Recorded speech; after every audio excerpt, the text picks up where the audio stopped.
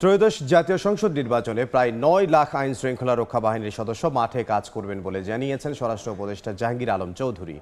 সকালে চট্টগ্রামের সাতকানিয়ায় border training সেন্টারে বিজিবির প্রশিক্ষণ সমাপনী কুচকাওয়াজে কথা বলেন তিনি। এ সময় তিনি আইন শৃঙ্খলা রক্ষা বাহিনীর সদস্যদের পক্ষপাতমূলক আচরণ থেকে বিরত থাকার নির্দেশ দেন।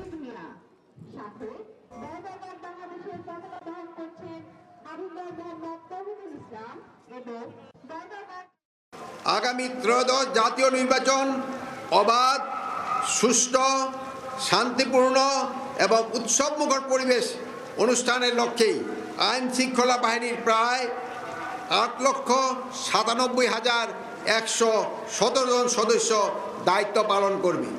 আপনাদের যে কোনো ধরনের অনৈতিক, পক্ষপাতমূলক বা দায়িত্ব বহির্ভূত আচরণ ও কর্মকাণ্ড যা নির্বাচন প্রক্রিয়াকে প্রভাবিত বা বিঘ্নিত করতে পারে তা থেকে সম্পূর্ণভাবে বিরত থাকার জন্য আমি আপনাদেরকে সুস্পষ্টভাবে নির্দেশনা প্রদান করছি।